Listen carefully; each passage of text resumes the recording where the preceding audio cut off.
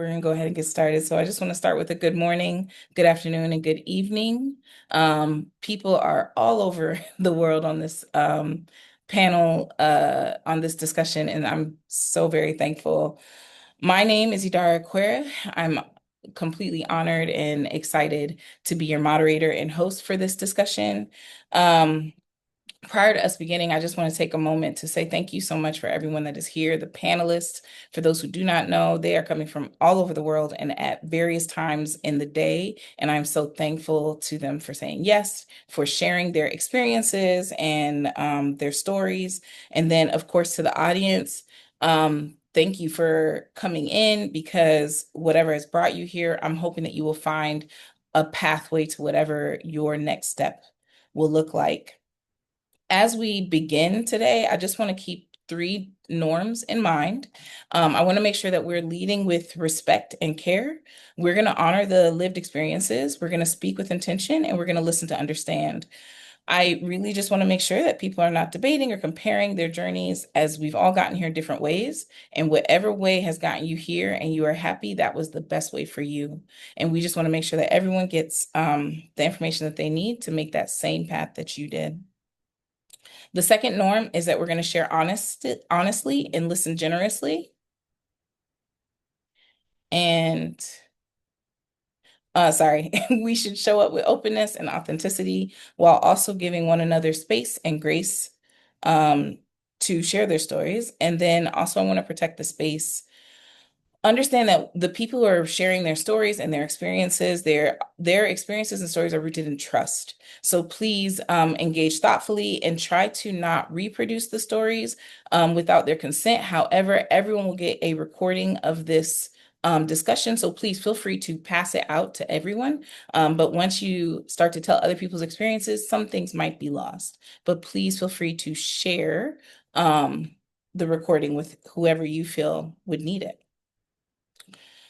So, as questions might come up, there are 6 curated questions that I'm going to go through to kind of help everyone gain the understanding that they might need, or seeing whatever pathway goes for them. However, if a question or a wondering might pop up, please feel free to engage, reflect, or connect through the chat. Miss Danielle Shakur, hi, Miss Danielle Shakur. She's going to curate 2 or 3 questions during the question and answer part, and we will answer those questions as we see them. So with that, we're going to go ahead and begin. And what's going to happen now is each panelist is going to tell their story of how they got here. We're going to start with Miss Michelle Ruffle. Thank you. Hello, my name is Michelle Ruffle. I am starting, I think this is actually almost my 30th year of teaching. I teach economics and history. I've been at 6 international schools. I'm currently in Israel. I'm moving on at the end of this year. Um, how did I get overseas? I actually got overseas post 9/11. I wanted an adventure. So I always looked at teaching as an adventure. I started my teaching career actually with Teach for America in New Orleans. And ISS had a job fair in my hometown of Philadelphia. And I decided to go to the job fair, and I got a job in Trinidad. And I've been going ever since, with a couple of stints in between, back in the United States. I raised 2 children overseas. I met my husband overseas. And yeah, I always wanted to live overseas and wanted an adventure. So that's a little bit about me. Thanks so much for that, Michelle. Miss Veronica Randolph. Good morning, good evening, good afternoon, everyone. I'm gonna try and go as quickly as Michelle did. I don't know. So ever since I was a child, I dreamed of living abroad, but back then, those ideas weren't really always embraced in my community, so I kept them tucked away. But later in life, I finally gave myself permission to chase those dreams, and it's taken me on a really incredible journey.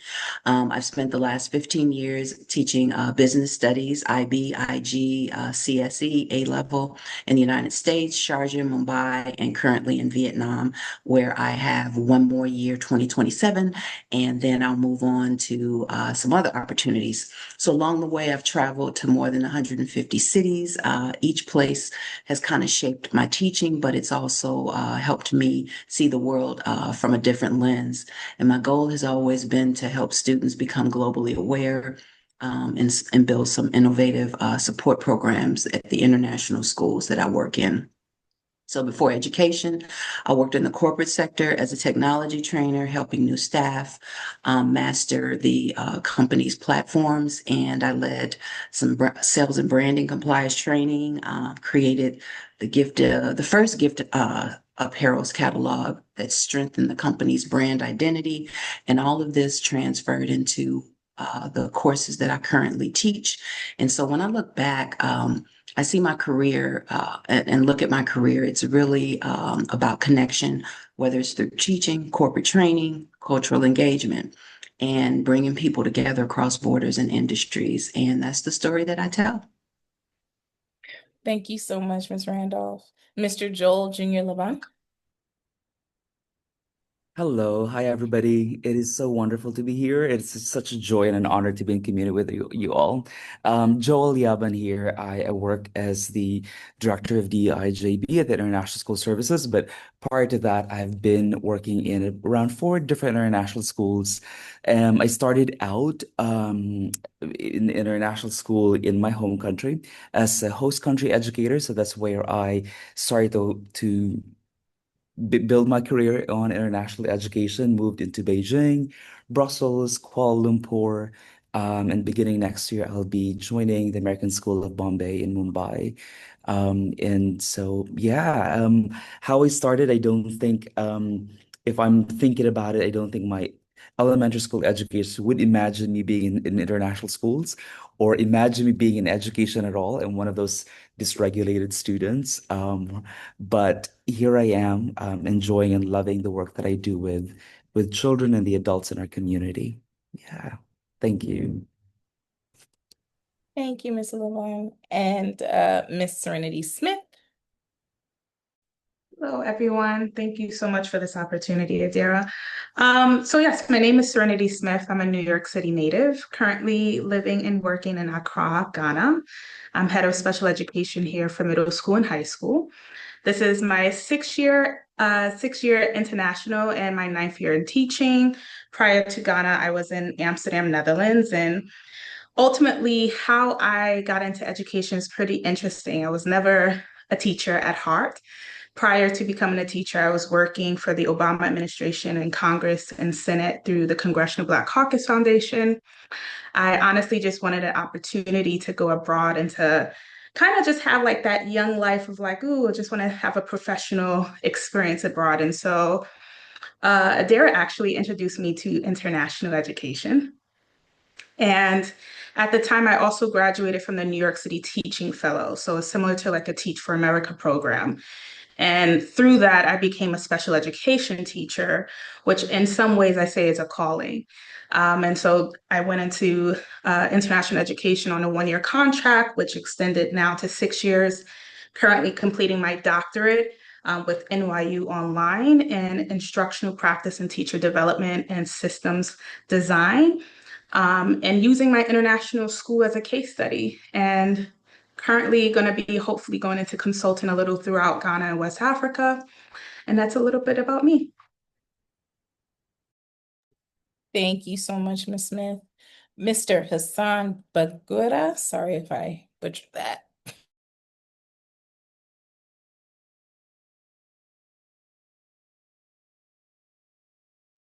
Hey, what's going on, everybody? I see what you did there.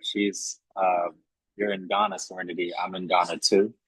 Hi, everybody. My name is Hassan Bangura.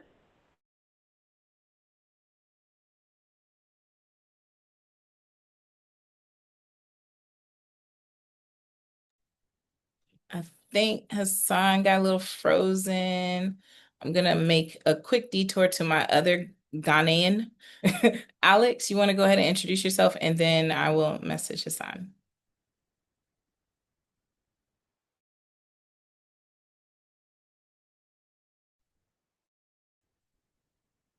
All right. Hi, everyone. I'm so excited, so happy to be here with everyone. And my name is Alexandra Stewart, but I go by Alex. I am located in Accra, Ghana, from Maryland or DMV, however you want to say that. And what led me to being in Ghana is actually I got the this kind of travel bug back in 2019. I lived abroad and I did teach for a little bit, kind of realizing though that it wasn't the exact fit for me, but I still loved teaching. I ended up going back to school, getting my master's in dance movement therapy. And in that, I committed myself to just being like, I want to dance on every continent. I want to spread movement and the importance of not forgetting your body. And so Hassan is my ex-husband. It's crazy, but he's my ex-husband. We share a son together, but we decided to move to Ghana because it's closer to family and just for a better quality of life. So currently now I'm just doing movement therapy. I teach dance at some international schools. I work with some NGOs, volunteering, doing dance movement therapy as well. And currently we're trying to open up a an art center. So focusing on music, dance, writing, all of the things. So that's me. Thank you so much, Miss Stewart. Now, Miss Lauren Case. Hello, super honored to be here this morning, my time. Currently, I'm actually in Miami, Florida, which is where I started my teaching career. Didn't necessarily expect to become a teacher, but like certain experiences, it was led to that path. What actually brought me abroad was when I was trying to move up in terms of teacher leadership positions in my school district. I was told, well, you're young and you're single and you have so much time. So, being young and single, I just put my resume out there. And next thing I know, I was contacted about teaching at a school in China. And the original contract was a year. 1 year turned into 10 years abroad between China, Japan, and Malaysia. I'm currently back in the States, taking a little bit of a breather and also taking care of family, but currently doing some work centered around identity and teachers and burnout. So, little passion project as I take a year off. Thank you so much for that, Miss Case. And Miss Marla Hunter, please. Hello, good morning, afternoon, evening, everyone. I am Marla Hunter Hooper. I'm currently located in Memphis, Tennessee. Um, I just like Miss Veronica, I always dreamt about living somewhere else. So my mom has pictures that I drew from kindergarten of me traveling and exploring the world. Oh, so it's always been in my blood. I am first generation American. My parents are Jamaican.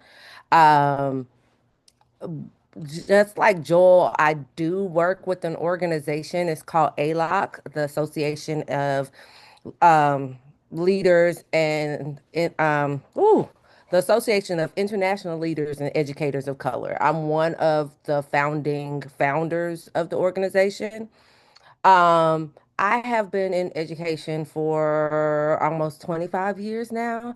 I have taught abroad for 10 years. I was in China, Nigeria, and then my last stint was in the UAE. And I chose purposefully to move back stateside because I was missing my niece and nephew grow up. So it was family for me. And even though right away I didn't move back to Memphis, was in the DMV area, particularly Maryland, because I was traveling between Baltimore and DC because I was a graduate professor of culturally responsive pedagogy for master's students who were pre-service teachers at Johns Hopkins University and at American University. And I absolutely loved doing that because I knew that I could reach more students if I reached the teachers first. But that came to an end in 2024 because in September, because my father-in-law was ill and my father has dementia. So my husband and I moved back to Memphis to take care of our parents. No, I'm not in the classroom anymore. However, I do still work with schools both stateside and internationally. Um, so that is my zhuzh. I am still working with schools. I work with schools every single day. Matter of fact, we just had our ALOC conference in Bangkok, Thailand, and it was absolutely wonderful. So if you missed it, I'm sorry, but guess what? We're having another conference in 2 more years. Yay! So hope to see you all there. Thank you so much, Miss Marla. On to our Miss Tanya Boy.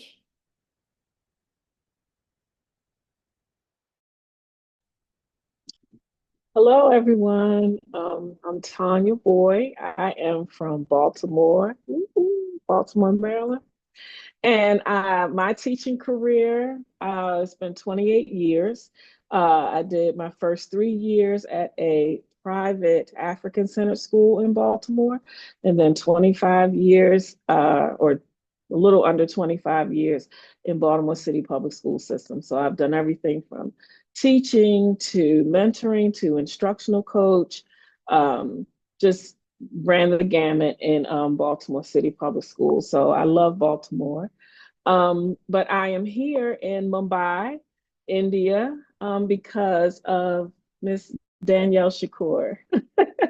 So Danielle is like my sister. We started out together in 2001 in Baltimore City, and she has always had this wanderlust and wanted to travel. So she was at ASB and encouraged me to apply, and I did, and I got a job there. So this is my third year at ASB. I am the director of organizational climate and engagement, and so I really work with the culture of the school, implementing restorative practices for conflict resolution and relationship building, do all kinds of things on all kinds of committees. But I think the most important thing that I do is build relationships with staff members, and people feel safe coming to me and talking and just sharing what they're feeling, and that makes me feel good. So yeah, just building community is what I love. Shout out to ALOC. I went to that conference and it was amazing for the first time. So it was amazing. So I encourage you all to join. It's really good. All right. Thank you. Thank you so much. So those are our amazing panelists. Once again, I'm so thankful.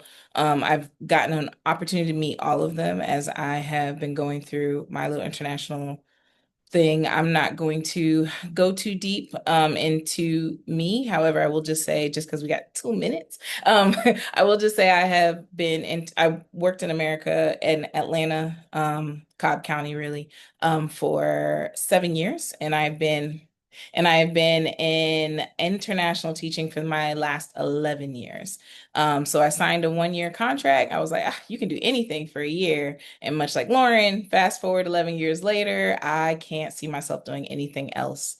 And I pulled in Serenity to get her on this journey, and it makes me want to give more people more information and get more people that look like us out here so they can see more of how this works outside their domestic stats, the areas. All right. Once again, I want to take a moment to say thank you so much to every panelist who has shared who they. Oh wait, no, Chandra. So sorry. Don't kill me. I was like, oh, we're ready. Chandra Pool, y'all. I'm so sorry. It's fine. I don't mind listening. Hi everyone. Good morning, good evening, good night, wherever you are. I'm Chandra, and I have been teaching for over 20 years. I think it's about 25 now. I don't know. Um, I started off as a public school teacher in various school districts in the US. And I taught for about 10 years and then I got burnt out and I was like, maybe it's time for me to take a break from teaching. So I did. And then I am on my second turn of teaching and I'm doing it abroad. I've been abroad now for, oh gosh, over 10 years. I've been abroad and I've been in a few countries. Right now I'm in Abu Dhabi. So previously was at the American School of Bombay. So it's good to see everybody. Thank you Happy to so be a much, part Miss of it. Poole. So sorry. My apologies once again. I got overly excited. So I'm gonna move on. So that was our first question, just for everyone to introduce themselves so you guys can kind of get a gauge of where everyone is, where their experiences lie, who they are as educators and non-educators. Our second question is, what was happening in your life or career when you decided to leave the US and to work abroad? We're actually going to start with Miss Lauren Case, if she would like to share. Okay. So when I decided to go abroad, I had actually spent at that point, it was actually my second time in the classroom. I taught my first year after my teacher ed program, state of Florida, actually got rid of all their first through third year teachers, had that like, do I want to teach moment, which I did. So I went back to the classroom, found an amazing school, was there for 5 years, had lots of opportunities to provide professional development to other teachers, both within my school district and statewide. So I was making those professional moves. But then when it came to like, oh, I would like to be a teacher leader at the school, it's like, oh, well, you're young, you're single, like you have time. So that was the, what, let's just put my resume out there and see what happens. And I remember getting contacted by a recruiter because at that time I was teaching AP Bio. And he's like, hey, we have a program. Would you be interested? And it's so like, there's no harm in talking. I feel that's how all things, there's no harm in talking. And I kind of went back and forth, like, here's the offer. And then it was literally like I went to sleep one night and I was like, you know what? If I am supposed to go abroad, like I will know my answer when I wake up in the morning. And it was literally, I woke up the next day and was like, I'm going to China. Um, Now it's been interesting because even after China, I thought, okay, I would come back to the States. But kind of the universe had other plans because when I was thinking about leaving China and coming back to the States was the same time that COVID hit. And that's actually how I ended up in Japan, which I couldn't have asked for a better place to ride out majority of COVID. Even my move to KL was professionally based. So I would say the thing that has kept me abroad and actually moved me outside of the US was all trying to make those professional moves so I can have that like greater sphere of influence in schools. Thank you so much.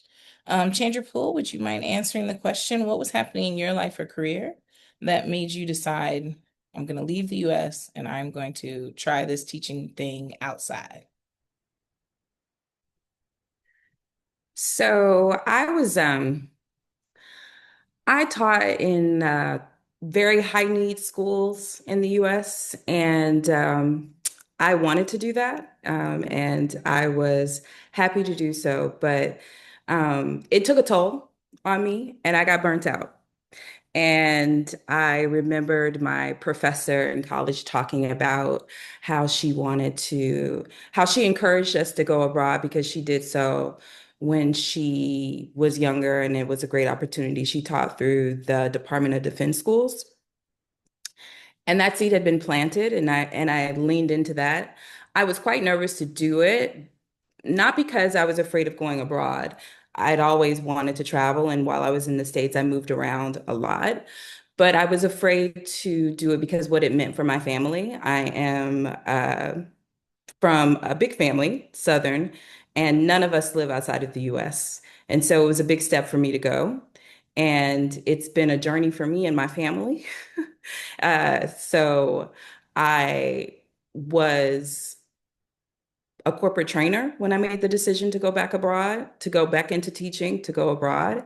And it's been one of the best decisions I've made in my life. So, yeah. Thank you so much for that. Miss Serenity Smith, if you wouldn't mind sharing what was going on in your life and career that made you hop out. Yeah, I remember completing my time on Capitol Hill. I was hoping to work for Cory Booker. And while I received a job for legislative assistant, it was just not paying anything. And so I had a friend who really just recommended, like, hey, do the New York City Teaching Fellows, and I was just like, what is this? And she's like, listen, you'll get a master's degree. And so at the time, I was just like, it's an opportunity, it's a free master's. I'll do it. And the program had a very high need for special education teachers across New York City, Title I schools. And so I did it. But while in the program, I kept thinking back to my time of studying abroad in undergrad, how when I studied abroad in England, I just remember saying to myself, like, I would love to do this when I get, in my career, like having this opportunity to work abroad. And so I'm sitting in the master's degree program and I'm trying to, all I knew at the time was just teaching English abroad. But then I'm a part of this travel organization called Nomadness Travel Tribe. And I saw so many Black folks abroad, and I was just like, what are they doing abroad? And so I started reaching out to some people. And at the time, it was like the UAE was the big pop-in place for Black Americans to be. And so I was just like, okay, well, I need to get myself to UAE. And I was working really hard to do it. And then COVID happened. I um, I want to say it was 3 months into all of transportation, airlines, everything shutting down. And I had a job interview for Dwight in Dubai, but they had to cancel it. And so I had a job in Qatar, I think, but I retracted my contract based on some people's, say about the school. And then the final opportunity that came across was the American School of The Hague in the Netherlands, which was a grand slam, they say, in the international school getting that role. And so they was like, hey, we have a 1 year role for you. Would you take it? And I remember traveling to Amsterdam solo the year before, and I was like, hell yes. So I went and I ended up being there for 3 years. And I thought I was going to go back home. But during my 3 years of being in The Hague, because it was a 1 year contract, I had to look for other work. And so the idea of like, okay, maybe I can go to Africa. I love Africa. I want to explore. I got a job at Lincoln, but I turned that down to stay in the Netherlands. And then, God works in miracle ways. And they always say when one door closes, if it's meant to be, it'll open back up. And surely enough, it opened back up. And so I came to Accra for a leadership role to be head of special education. And so I've been here for 6 years.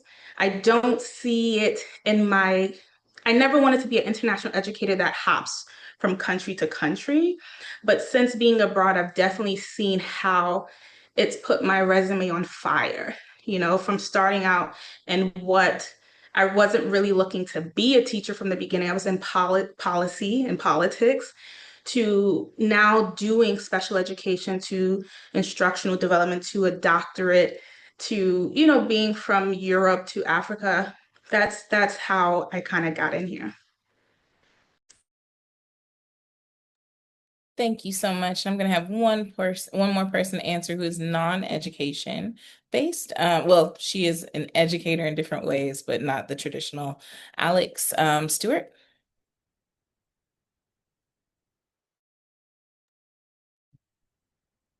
Yeah, so where was I? I was down bad.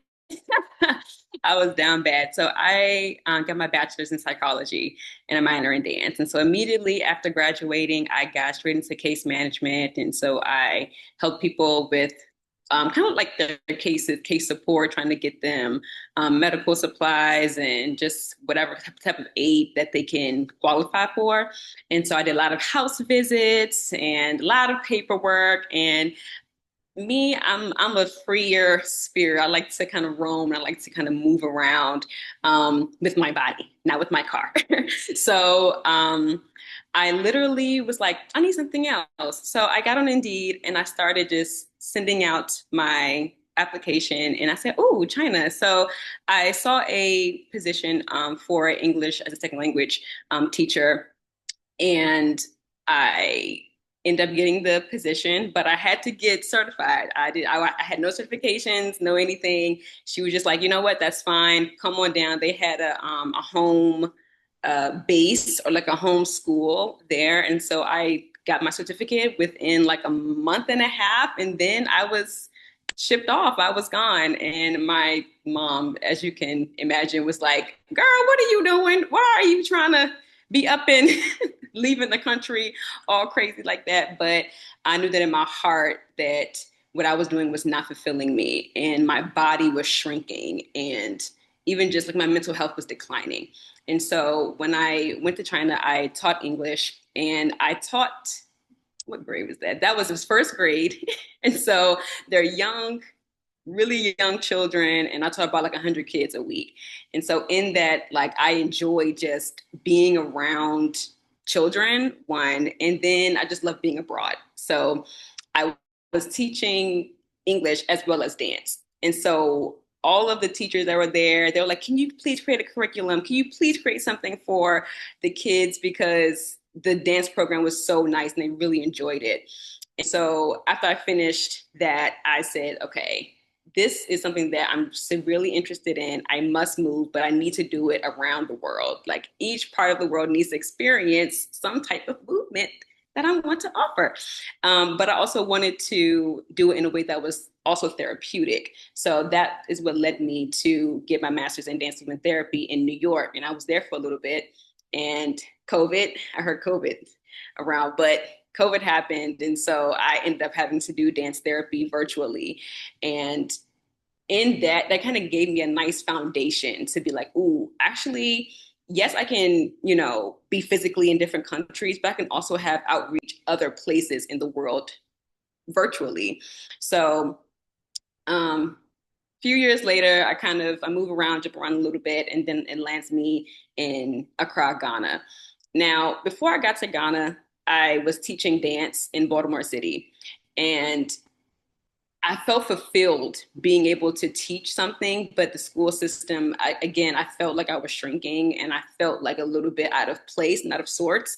And again, I needed that freedom and that movement.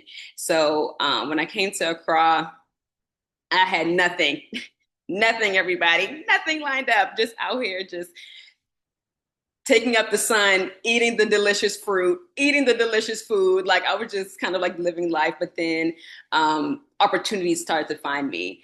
People are really eager to reach out to you and eager to, experience you in a different way. So I started dancing and teaching and all of that. And I think the main thing that I want to just kind of say about that is that I remembered my body. I remember what it needed, and I remembered that I needed to allow it to just live, not think so much, not try to be something that I'm not, but just to live and to be. So that's my story of how I got here. Once again, thank you so much for everyone who shared off of that question. So that was question two. Our third question is more concrete on how to find various pathways. Mr. Joel, and I'm gonna throw it over to you, and then after you, Miss Marla, I'm gonna let you explain why. Yeah, no, thank you. I don't think there is a single most recommended way to go abroad.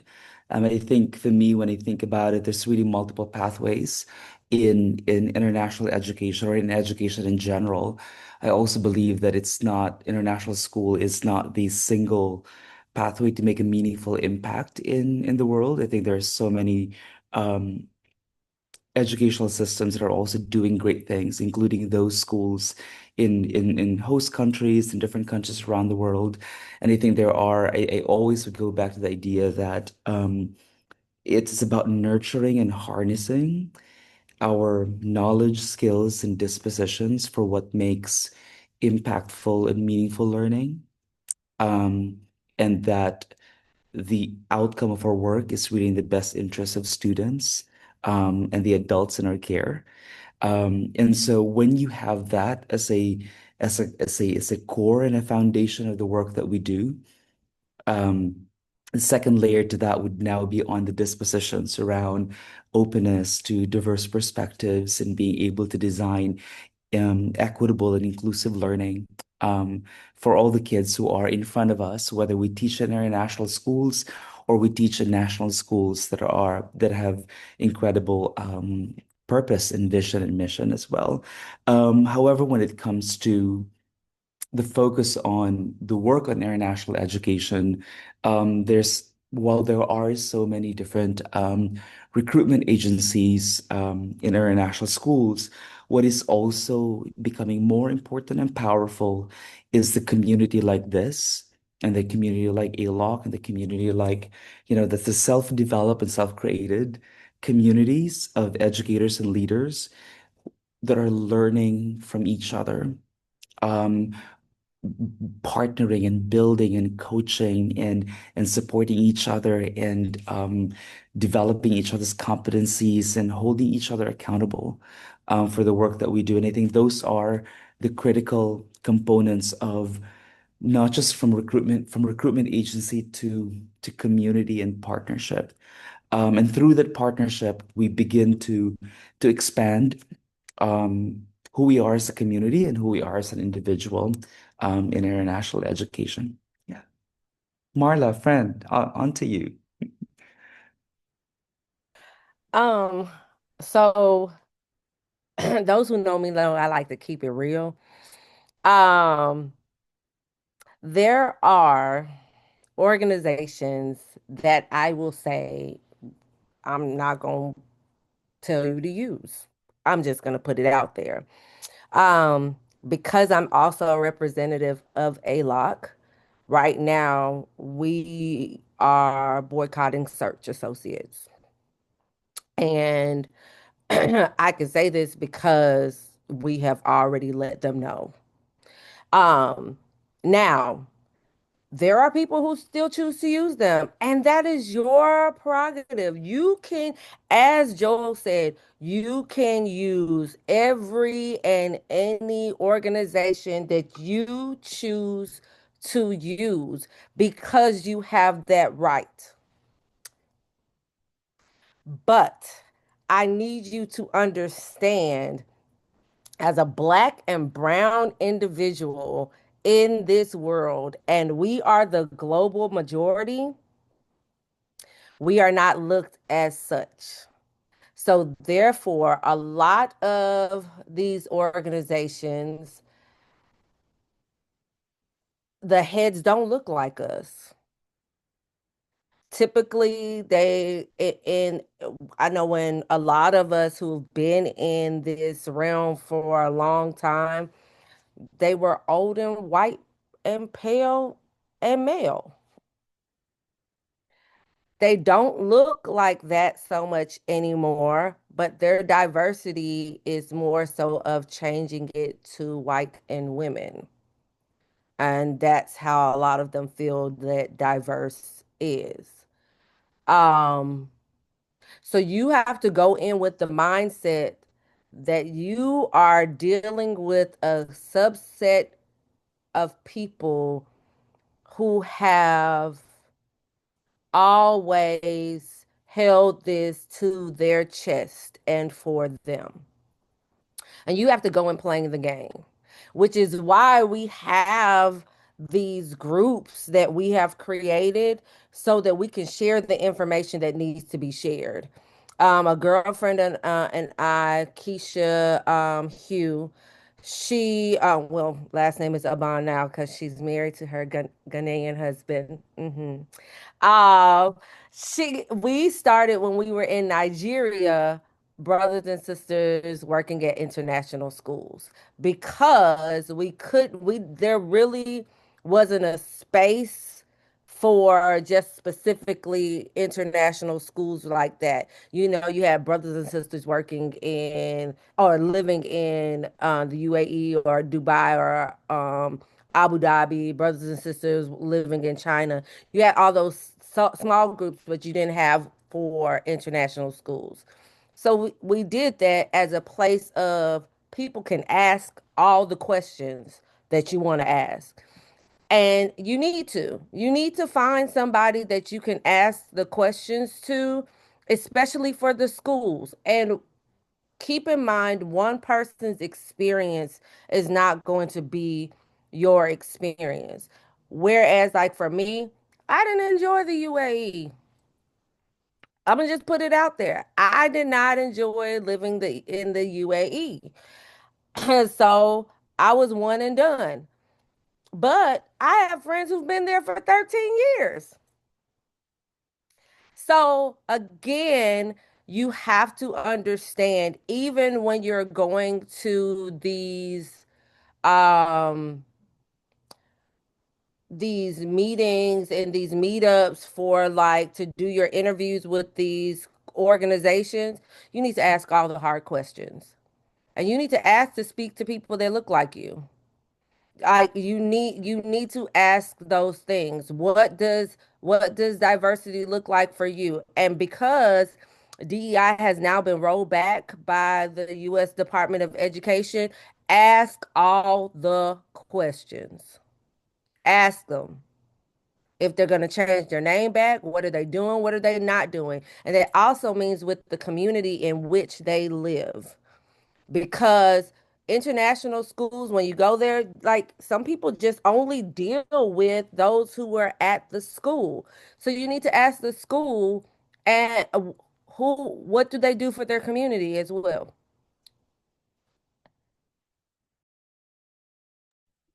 Thank you so much for that, Miss Marla. Um, so I'm going to now call on Hassan. Hassan has left the US in a different way, so I'm gonna have him speak on his how he got out. Um, and then we will move on to question 4. Real quick, you said how he got out. Like, it's a trap. All right, cool. Listen, I'm so sorry. This is the reality of living in Ghana. The data done ran out, amen. So I'm gonna try to make it as quick as possible, and hopefully it's still entertaining. Okay, March 1st, 2025, right? I had gotten this like hit, right, that I needed to go to Ghana. Now, a little bit about the story before that. My mother is Ghanaian, and when I was 2 years old, she moved with me and my sister to Ghana. So I was living in Ghana from the age of 2 to about 8. And then I would be visiting. 9/11 happened when I was in the States. So I didn't come back to Ghana. And then I was visiting Ghana ever so often until I was probably like, high school going to college. You're like, oh, that's kind of whack going to Ghana or going to another country. You just kind of want to stay in your space and, be with your high school friends. And so I hadn't gone back for a decade. And then I went on Desi December. Now, if you ever been to Desi December, okay, this is your invitation to go. Um, and so I went for Desi December and I fell in love with it, right? And so after I came back, I was like, yeah, I'm going to Ghana. Then I met this woman, okay? And I don't know if she's talked a little bit about it, but she's on this call. Hey, Alex is Palmer. And then I was like, you know what? Maybe let me put Ghana on the back burner. All right, let me go ahead and make sure everything's right with this one. And so I ended up doing that. And so, needless to say, we ended up getting together, having a son, and it was beautiful. I'm sure there's probably some overlap there, so I'm not going to spend too much time on that. But needless to say, on March 1st, I said, hey, look, okay, we need to go to Ghana. Now, everybody that's on here has really shared a story with living outside the United States. I think it's really important to mention that if you can create a platform that can catapult you, please go with the platform that will catapult you. Because, when I made the decision to come to Ghana, I knew it was a calling, I didn't know how real the environment was that I was entering into. And the truth of the matter is, I'm an American that's entering into a Ghanaian environment. And so, yeah, I look the part, but as soon as I open my mouth, it's a very, very different situation. And that's one of the realities about living here in Ghana that I didn't understand. Right. And also, it is different when you're looking for work. The way that they approach work here is different. So, if you saw, I'm an educational freelancer, which basically means I need to be flexible enough to leverage all of my skill set to be able to help make money. So I've been able to do that. I've taught some adults. There's an institution for adult teaching with Dr. Nefertiti here in Ghana. I've had a chance to work with her. And then I've also had a chance to work with someone named Reverend Johnny Okoye, who is started a college called Taft College. And these were just happenstance through my networking and leveraging my skill set. So I don't want to make the introduction too long. I know I kind of got cut off in the middle, but hopefully I'll be able to kind of ping pong and tackle some questions that have already been spoken about. And then you also get an opportunity to know a little bit about me and how I'm surviving here in Ghana, because every day is a fight, amen. All right, with that, I'm gonna pass it back over to you. So once again, thank you so much to the panelists. I just want to remind everyone that everyone is speaking from their own experience to try and help you find the best path to whatever is meant for you.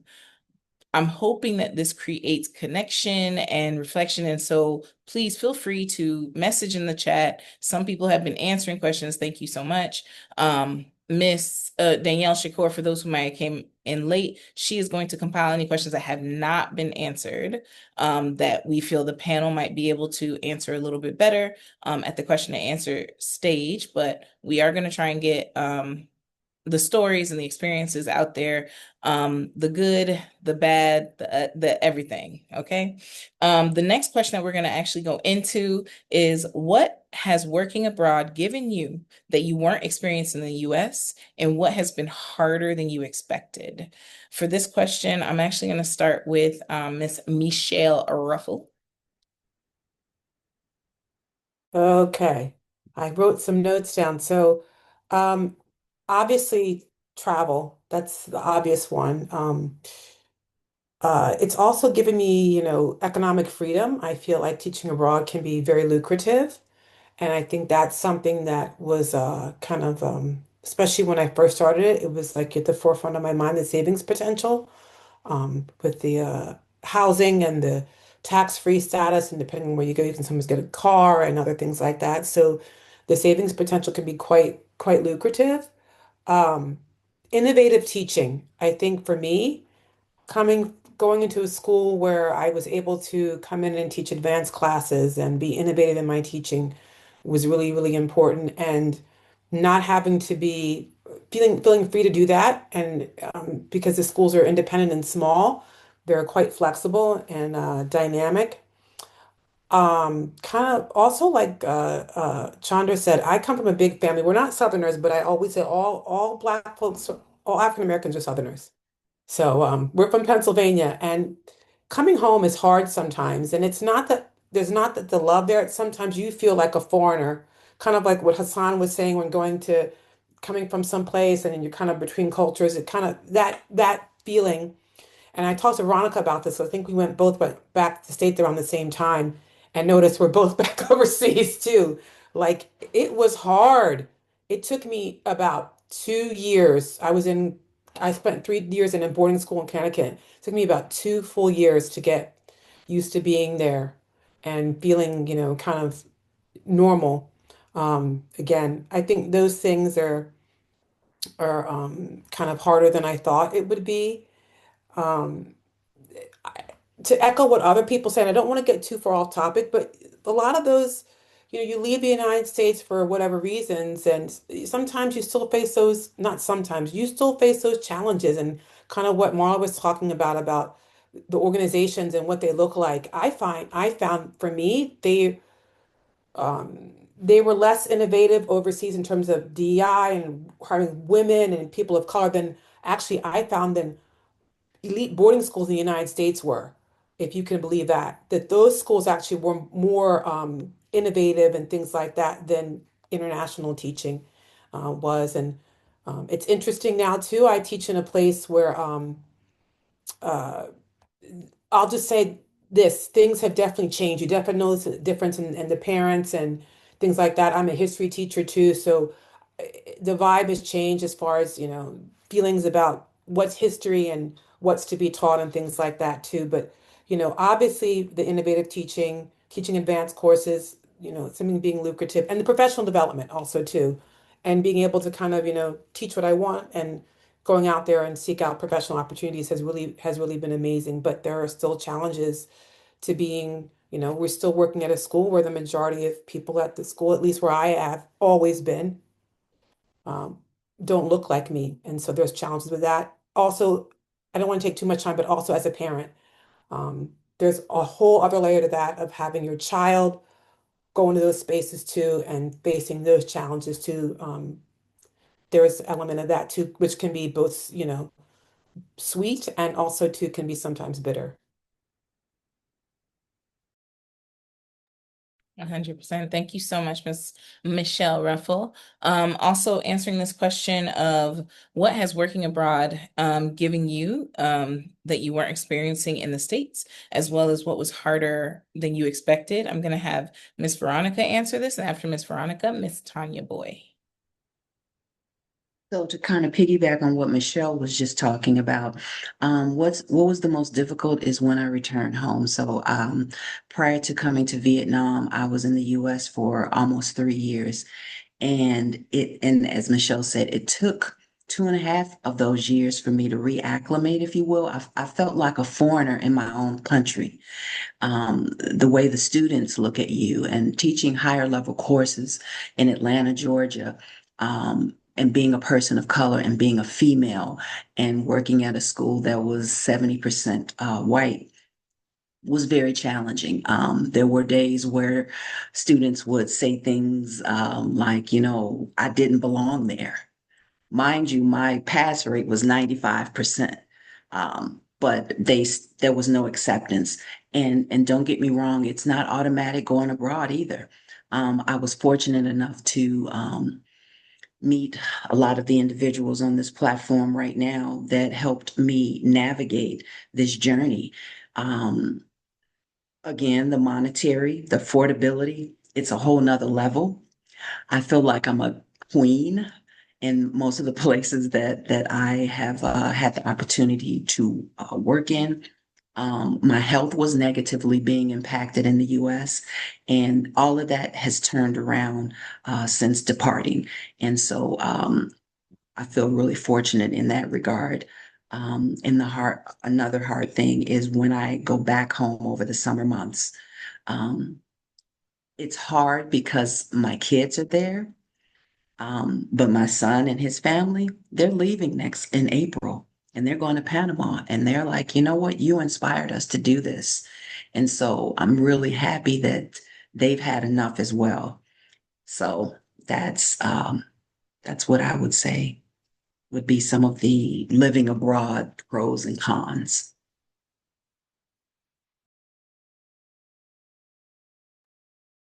Hi. Okay, so for me, the travel, the savings potential, and the learning about other cultures, those have definitely been pros for me. Just the experience of it all.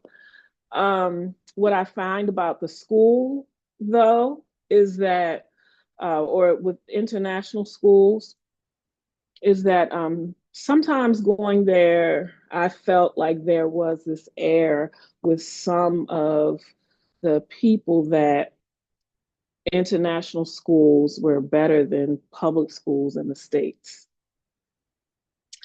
And I had to let them know that that's not necessarily the case because there are systems and structures in public schools. I believe in public schools. I was raised in public schools. I all of my schooling. I taught in public schools. My children went to public school. They also went to private, but They went to public. So the systems and structures that public schools have, the laws that we have to follow, there was a structure there, and I'm a person that thrives in structure. And so going to an international school where they're not bound by laws, so they can be creative. Sometimes I feel like there are liberties that are taken that are not benefiting the students. Sometimes I feel like I hear the schools talking about rigor. In Baltimore City, we were talking about rigor 15 years ago. So in some cases where I imagined that these beautiful international schools were like the elite education for students, sometimes I'm like, I don't know, because, I think that there needs to be a little more structure, a little more, a little more like management, teacher management of students. Classroom management is something that you need to have. And I feel like in the States, especially Baltimore City, it's said if you can teach in Baltimore City, you can teach anywhere. So we had structure, we had classroom management, we had all these different things. And just coming overseas, I just see like some liberties being taken, and I see like there's some of the teachers are maybe a little less skilled. It's not bad, but it's just a little less skilled than what I've seen in my 25-year career in public school systems, because though is things that we had to do there. So I would just say, have your expectations, but just know that if you're coming from public school, or if you're coming from, just know that you have what it takes. Don't be intimidated by international schools. You can do it. And really, I'm from Baltimore. I'm in Mumbai, which used to be called Bombay. And so I say to myself, I might need to create a Baltimore to Bombay pipeline, because I know the people the professionals in Baltimore City, they've got it. I know that they can come over here and take care of business. Um, so the other thing is my health declined in Mumbai. So um, I had to get used to the different foods, the spices, and I got sick quite a bit, and got dehydrated and things like that. So it was kind of a culture shock to my body. I ended up my first year, I ended up living off of KFC. I was like, that's about all I can handle, KFC. So, and then I finally found my groove, and I was able to, find foods and things that I could eat. Um, Mumbai has some wonderful restaurants. And, so once I kind of got my legs, and I was able to really explore and see things, and I was fine. But it was trial and error. So there was some sickness at one point. So just know it's for me, this is my very first overseas school. And so there was a lot of things that I had to learn, things that I had to get used to. Um, but what I can say is it's worth it. I'm enjoying the journey. And I do not plan on going back to the States as long as my mother is healthy, as long as she's well. I want to stay overseas because it is wonderful. But those are just some of the pros and cons. Thank you. Thank you so much, panelists, for answering that question. Our fifth question will be, how has your identity as a Black or person of color professional shaped your experience abroad, both positively and challenging? Here, I'm going to start with Ms. Chandra Poole, and then Lauren Case, and then from there, we'll look at time.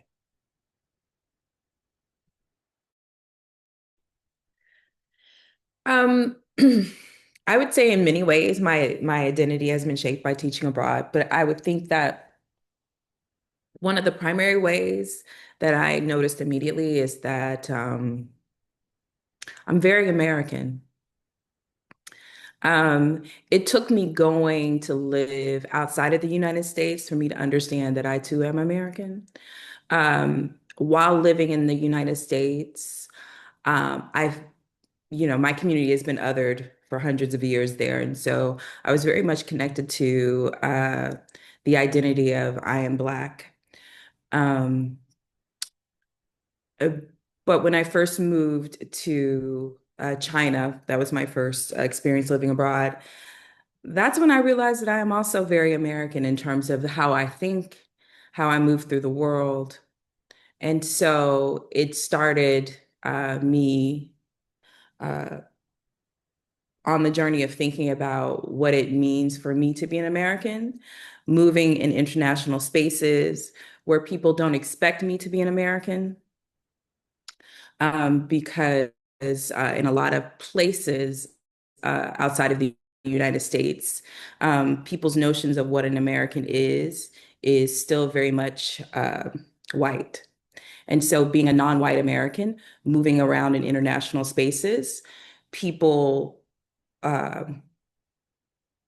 I mean, there are some advantages to not being assumed American in international spaces, in terms of how you might be priced for certain items or things like that, because they do bump up prices when they assume that you're American at some places.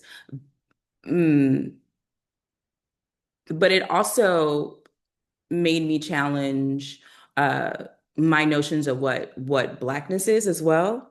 Um, because when I moved abroad about 13, 14 years ago, there weren't a lot of Black Americans in the spaces that I was traveling. And the Black Americans who were there were first gen Black Americans. And so, being someone who is a descendant of American chattel slavery, people wanted to know how I became an American or where is my family really from. And it created some interesting dialogue within myself, but also I take it to my family and, um, thinking about myself as a person within the African diaspora and not just a person who is Black American. That certainly was increased through my international travels. So a lot of things there, but I'll stop now. I see you, Marla.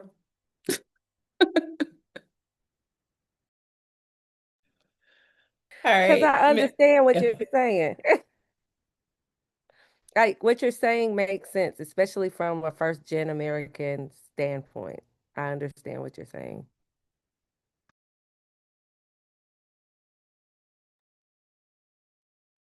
Okay, Lauren. Yeah, no, that definitely resonated on different levels as well. Had to think about this, the positive and then the challenging aspects. Um, I know when I first went abroad, it was actually a shock to a lot of people that I worked with because it wasn't necessarily planned. And I had someone say to me, like, if anyone is going to be a representative of the state of Florida, like, I'm glad it's you. But then I had a moment when I was in China where it's like, it's not only being from Florida, it's not just being America, it's just like the concept of a Black person. I was in a smaller town in China for my first stint. And I remember I'm in the grocery store and I'm paying for my groceries, and I feel someone touch my hair. And like the way I turned around with the quickness, I was like, oh my, like who is touching me? And it happens to be this woman who had a stall at the wet market I would go to all the time. And like it was one of those moments where I could have easily gotten upset, but like in our interactions, just the way she was always just like so intrigued. Like, I have my hair in twists, I have a twist out, I'm doing all these different things. You could see that fascination. It's like, well, we don't have that language to like have that cultural exchange. So it's like in that moment, it's like, okay, sometimes it's more than just like countries, just like, I have never seen anyone like you before. Like, kind of teach me things.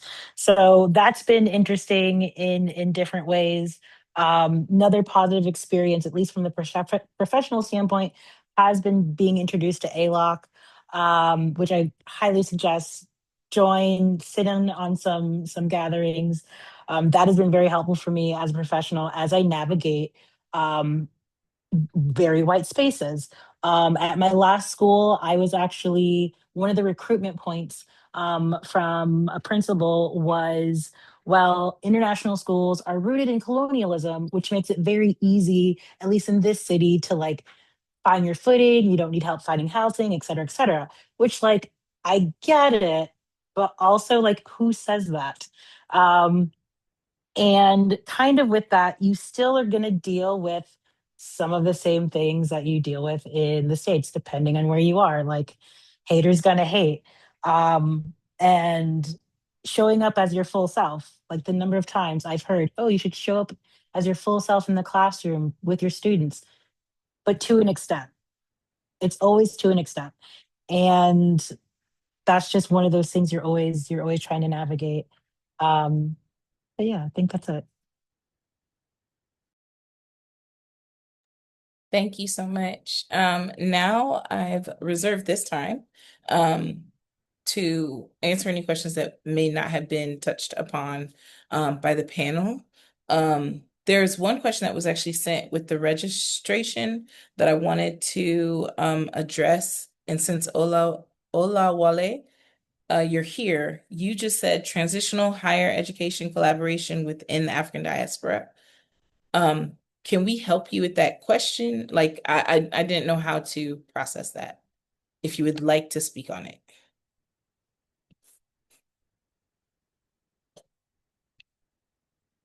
Okay. So please feel free to write us and then I'll try and get someone to help you with that. Oh, okay, got you. Yeah, if you could, if you could.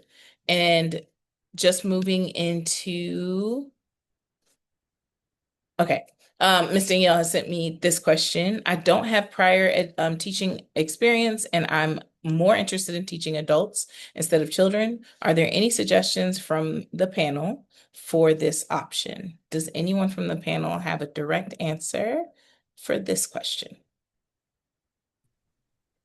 You can do ESL, so English as a second language. There are a lot of language schools, international.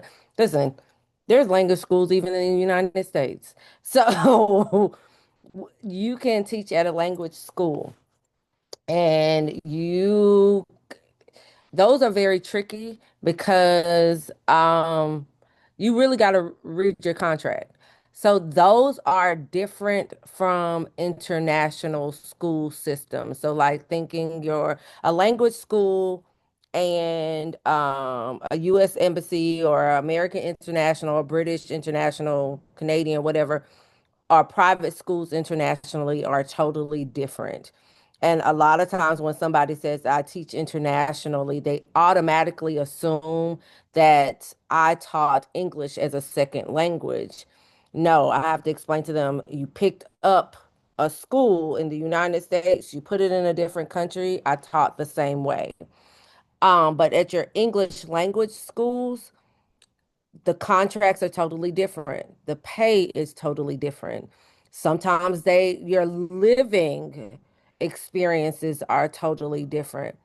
And sometimes they can be the same depending on how much money those schools have. They're also locally owned. But most of the times you need to get a TEFL certification to be able to do it. And you can find one of those on Groupon.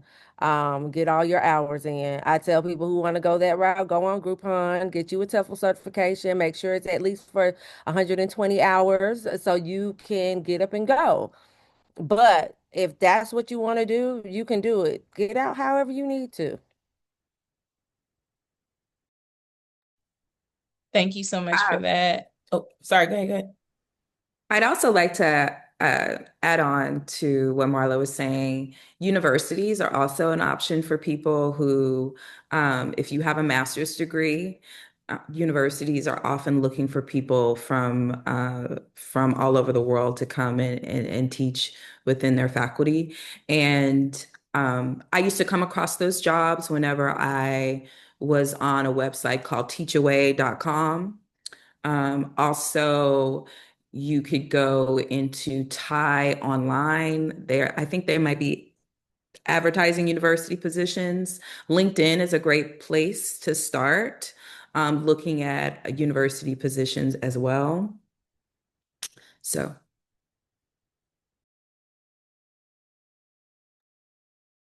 And then surmising this, I know in the chat we have discussed that there are different search agencies such as GRC, ISS.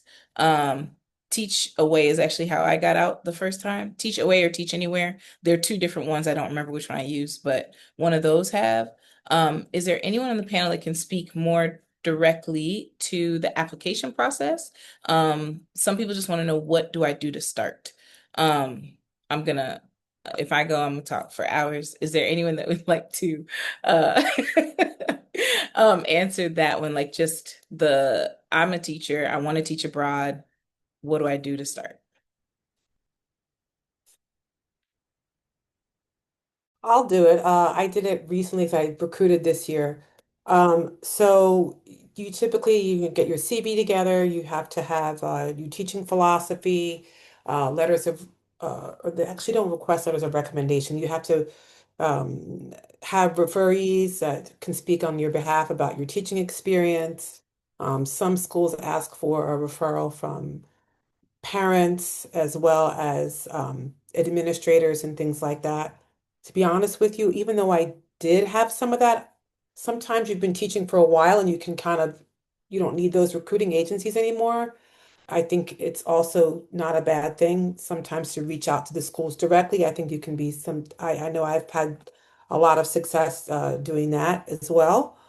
So I think I use ISS to start off with, and the only thing about these things is that they have recruiting fairs. I think the recruiting fairs can be very costly. I think the registration fees are also can be very costly. There's been a lot more competition. The GRC, Global Recruitment Collaborative, is out there. So they've been kind of, I think it's been less expensive through the years, but I think going to a job fair can be, a good thing.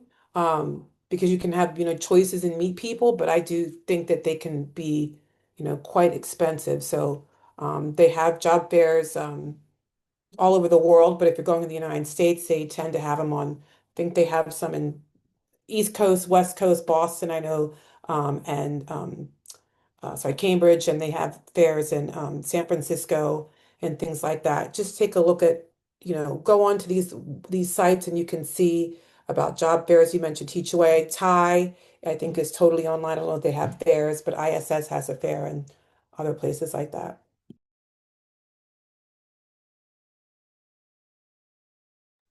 Okay, thank you so much.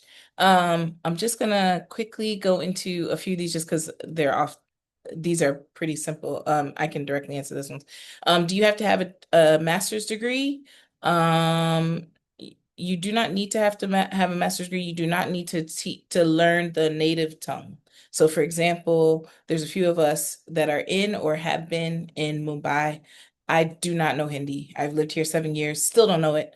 Um, you do not need to know the native tongue. And depending on kind of like what Marla's speaking on, depending on what type of school you're in, it'll become beneficial for you to learn the native tongue. And honestly, I think that's just wherever you are, it's beneficial to learn it, but you do not have to most of the time.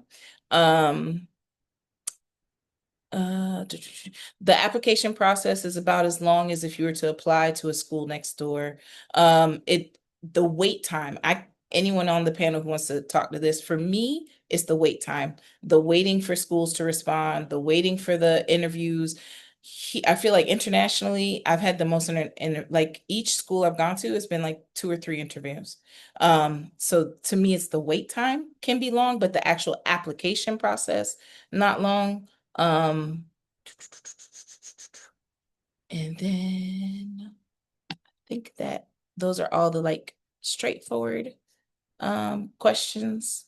This one's longer. Does anyone have any experience in working with international schools in the African diaspora via a collaborative capacity? This is one of the participants. He has a current research focuses on transitional collaborations between HBCUs and African universities, and he wanted to know how they can parlay this research into a career abroad.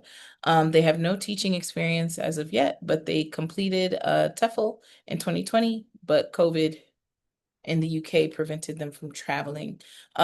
Is there anyone that could maybe answer this one outside of this panel that I can get him in contact with? This is outside my realm. What is, can you say it one more time? Because I guess are they doing research, like a Yes. dissertation of some I don't sort? know if it's a dissertation. He just says his current research focuses on transitional collaborations between HBCUs and African universities, and they want to know how they can parlay this research into a career abroad. Um, I know that Ghana has a huge um Divine Nine, and a lot of those who are or who attended HBCUs.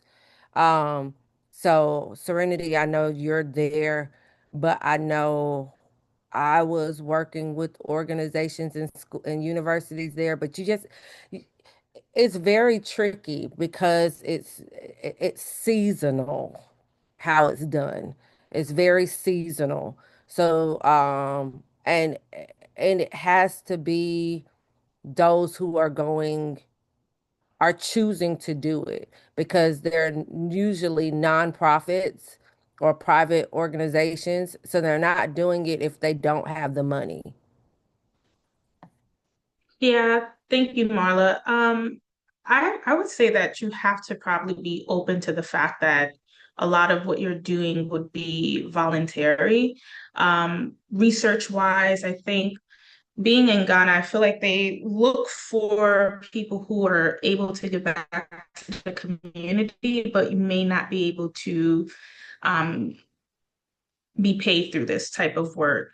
I would say that you should reach out to admission offices of international schools. I do know that a lot of schools are eager to work with the diasporan community in America. Um, Also, you can reach out to the Year of Return, the Tourism Authority. Those would be like some starting places. University of Ghana, Legon, Cape Coast University. I know that there's NYU Accra here. I know some folks there, being that I'm an NYU student. And so it's really just also a land of networking here. The only way you can get in is if you know somebody that knows somebody and who can pretty much give you that opportunity. So you can feel free to write me so that I can help and understand a little bit more and maybe just put you in contact with someone. Yay, thank you. That's what I'm talking about. Connection, connection, connection. All right. So, last question, and this is going to round up our discussion. Every single panelist will answer this question. So we'll try and be mindful of time, but I'm telling you right now, probably will go over the noon mark, but we'll do our best. This question is for all educators who might be feeling stuck or unseen or unsure right now. What would you want them to seriously consider as they're thinking about their next step? And then once again, I'm going to go back to that one pager and start with Miss Michelle Ruffle. Can you come back to me? I actually have to take some time to kind of think about this. Is actually a really big question. So can you just come back to me? I'll have something for you. Thank you. Absolutely, absolutely. Is there anyone, before I just go through everything, is there anyone who's like, oh no, I'm ready to answer that right now? Oh, okay. Uh, All right, Veronica and Chandra. So from Veronica, after Veronica, Chandra, just unmute yourself and take over. I'll First go thing, after. So the first Veronica, Chandra, Hassan. All right, the first Chandra thing I needs would more recommend. time. I didn't raise my hand. I didn't. Like, no, no, no. The first thing that I would say is step out on faith. Forget the naysayers and those who are telling you, oh, you got to be careful of this and you got to be careful of that because those individuals probably haven't traveled. That's number one. Second thing, embrace the discomfort. There's going to be discomfort. I forget who mentioned this, but the touching of the hair, the touching of the body, the skin, that kind of thing. It was very difficult on the front end for me. Now I'm a bit more used to it. However, here in Vietnam, it's to a whole nother level. So I have to educate, and you are going to be an educator of this is my crown. You have no permission to touch my crown. So ask before. So that kind of thing. So also build connections to help create the belonging and the authenticity. Carry your identity proudly. Don't be afraid. And see the world as your classroom.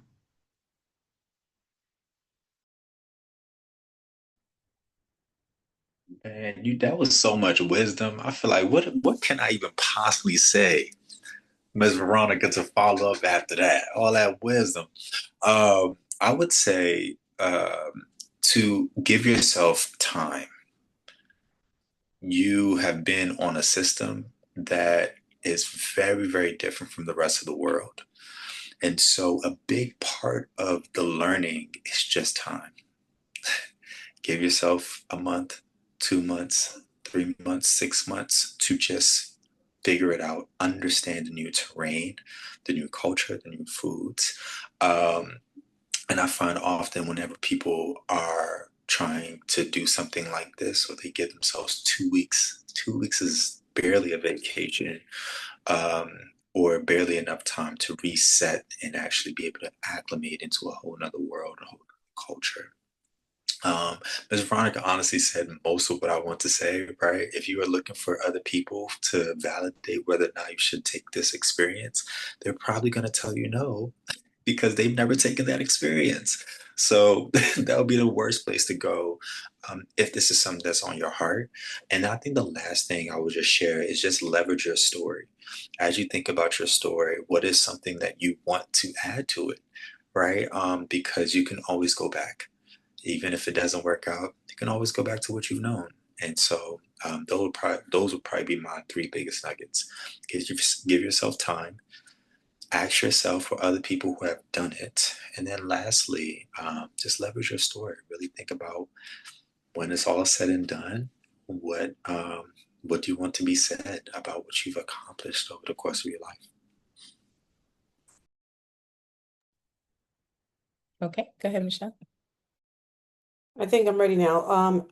Everything that Veronica and Hassan said is, I 100% agree, and it's really important. But also to, know your worth. I think that's something that I feel like, and I just recently did this. So if it's you do have there is something called an expat adjustment cycle. So there is in this cycle that you're going to have to come into a space and you have this feeling of uncomfortableness and Tanya, when you talked about getting sick, I mean, I have been there. The food, the water, all those things. But look, after that adjustment cycle and all those things like that, know your worth. And if it's not working out, it's okay to, like Hassan said, don't stick around. It's okay to move on. It's not really a big deal also in international teaching to go there for 2 years and to go someplace else. It's not really, I am in a place right now and it's been fine, but it wasn't the place that I necessarily chose to go to. So it's time for me to move on. And I am happy to do so because I feel like that's, know your worth. And when it's time to go, be ready to take those steps as needed for your sake of your mental health and all those other things that your happiness.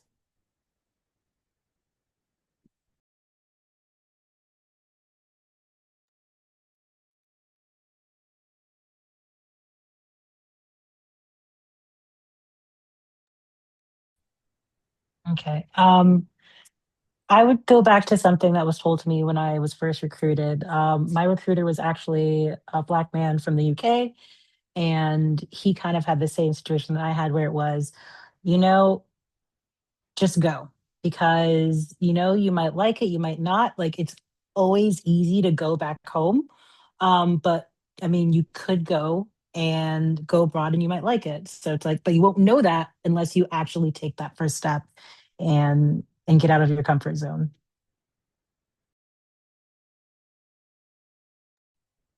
Chandra. Yeah, so I'm thinking about what I've heard teachers say. Uh, Please look into ALOC if you're really interested in going. There's a wealth of information there about what you might experience as a person of color teaching in international school spaces. Also, I would suggest that you really do research. ALOC is one of the places to do research. Reddit, International School Teaching. Marla mentioned Brothers and Sisters Teaching It, Brothers and Sisters in International Schools. I'm in that group on Facebook. Just there are a lot of groups that have a wealth of information that you can lean into their knowledge. And I'm going to say very briefly that for about 2 or 3 years through ALOC, along with three other educators, we held space for um, uh, teachers of color, specifically Black people in international schools, and and how they were feeling navigating these spaces. And one of the things that emerged as a trend that I think people should be mindful of is loneliness. How do you deal with loneliness? Think about that. Because Michelle mentioned the expat adaptation cycle, social scientists call it also the cultural adaptation cycle. And loneliness is a big obstacle for many people that so think about how you deal with loneliness. It is something that you will encounter inevitably as you are in a foreign place and as you try to build community within that place. Just think about how you deal with loneliness and if you're comfortable with that. Because for people who are not successful in these places, I think loneliness is a big factor.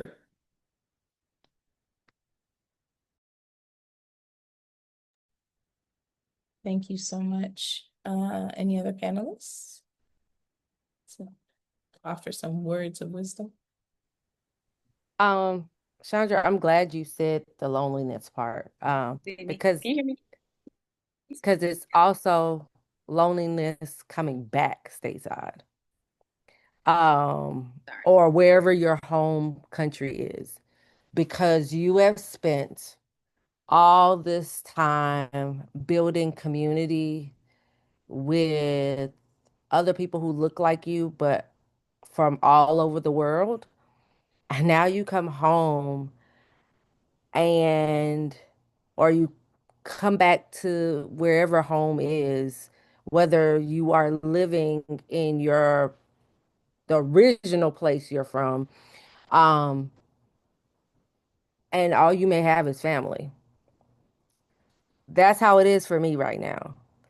Um, and so like, cause all my friends, like the people who I connect with, they don't live very close to me.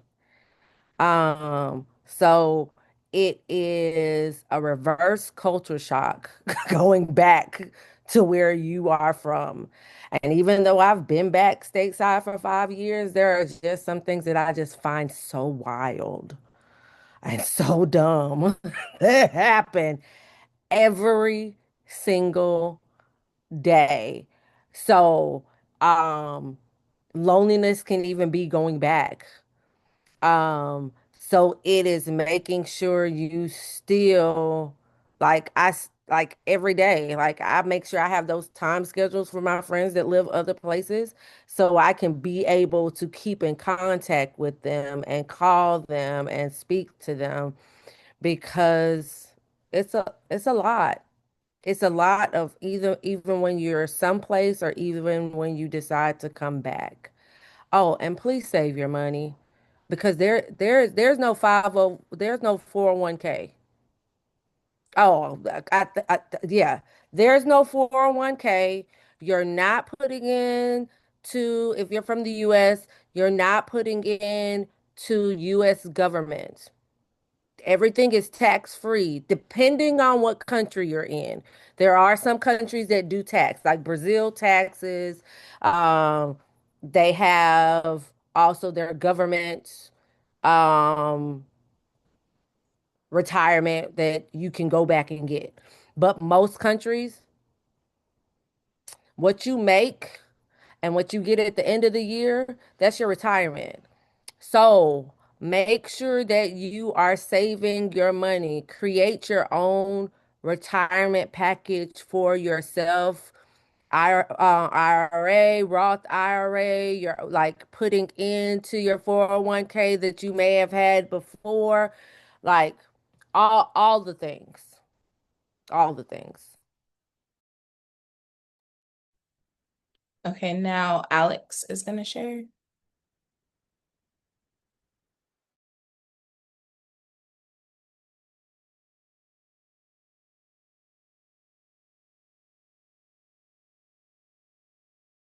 Oh, I got that dag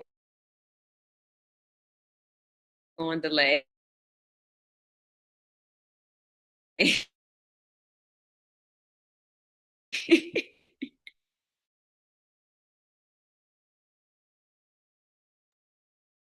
Hey, Alex, I don't know if you can hear me. It's now breaking up, and so we're not getting any of the words at all. Let me give you just a second to figure that out. But while you handle that, Serenity, Joel, or Tanya, would you guys like to add anything?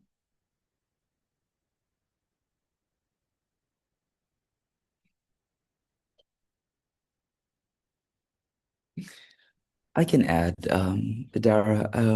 Yeah, it's all the international school has it's a community or an organization or a legacy that many of us don't see ourselves in it because it can be, as what many of you had mentioned, it can be isolating. Um, sometimes you walk in and you are. I heard this one from somebody who said you will be interviewed even after you've been hired because in white-centered spaces where beauty, joy, excellence, competence live in white bodies, we get to be reminded about our own excellence, our own brilliance. And these institutions will not remind us that. Um, we have to remind ourselves that we have to be mirrors for each other. Um, and that's why I go back to staying in community with each other. Yeah. Thank you.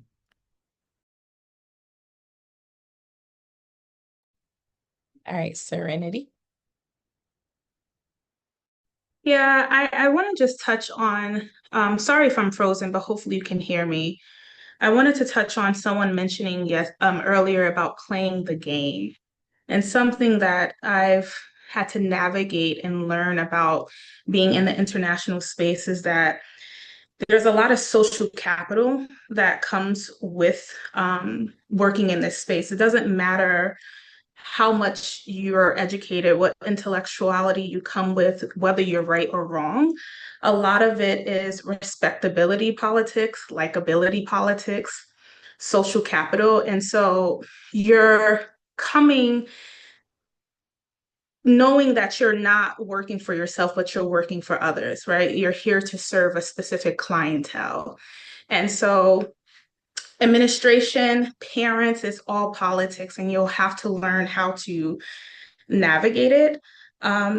Something else that I wrote down is that you should know your identity before you travel, right? You should develop intercultural competence, clarify your non-negotiables, understand that relational politics without losing your integrity, and protect your interior life. Because one thing that I've experienced is that you're often hyper visible, but you're also invisible at the same time, right? Like having to really just, you have to learn how to navigate the politics, because it can be emotionally weighing on you when you're trying to do the right thing, or for me being in Ghana, I have to sometimes check my own bias of like, ugh, why are things like this here? Right. And also thinking that I'm coming back home to be with my own people is very much not my people, you know? Yes, it's home historically, but I thought going into the international space ecosystem, working at predominantly white institutions would be a struggle, but working within, hierarchical African institutions is a struggle as well, because there's that sense of comparedness, there's that sense of, you think you're better than, or just whatever internal um, issues that are happening. And so politics exists. You have to learn how to navigate it. Um, and so that would be my advice.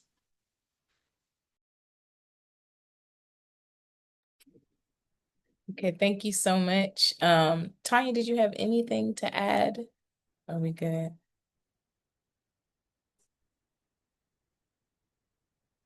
Um, I would just say go along for the ride. Like just try it.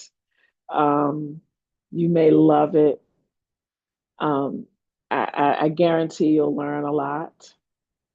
Um, and yeah, and you'll probably inspire people in your family. And someone else said that here, that they were the only ones from their family. I think it was Chandra who has moved abroad, and that's the same. My family, we've traveled a lot, but living in another place and traveling, visiting a place are two different things. And so, yeah, but it's a great experience, and I'm really grateful to have the opportunity. Thank you. So with that, Can I oh, go ahead. Sorry. I just wanted to add to this, not to put it on a negative tone, but really just to think about how you're evaluated. And so in my notes here, because I prepared myself, I just said, you will be evaluated on your competence. You will be evaluated on your cultural adaptability. You will be evaluated on your emotional regulation. You will be evaluated on how parents perceive you, and you will be evaluated on how you navigate politics. So it's a beautiful thing to think that you're coming abroad to do work, but the evaluation is not just about your work, it's how are you being perceived, like that social capital. So how are you adapting? What is your face and language and your body saying, right? How do students and parents perceive you? So I just wanted to let that land a little deeply into thinking about what international teaching comes with. But it is a great opportunity. And remember that you can go back home after a year or two. Yes. Okay. And then just due to time, I'm going to just wrap it up here. I just want to take a moment and just say thank you so much to the panelists for sharing their stories, their experiences. For those who are interested, please utilize everyone that you see here as a resource. You will get an information packet. In the packet, you'll get a synopsis of each of the panelists, what they do, who they are, as well as their contact information. Please utilize that. I will say I would not be where I'm at now if someone didn't reach up and bring me up. So I'm hoping that this will be a space where we can connect, we can bring more people, because what you hear is absolutely true.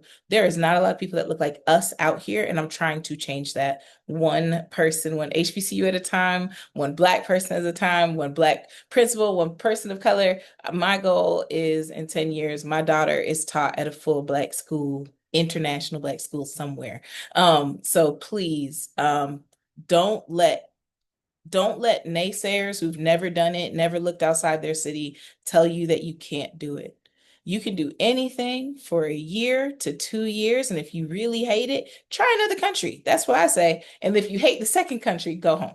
But I am a huge advocate of more people that look like us getting into these spaces, because the more people that look like us, the more we can make ourselves feel more comfortable in this environment. So that's just my goal, you know? So please, I'm real, like I said, I'm hoping that this space becomes a space of connection, and you guys find ways to each other.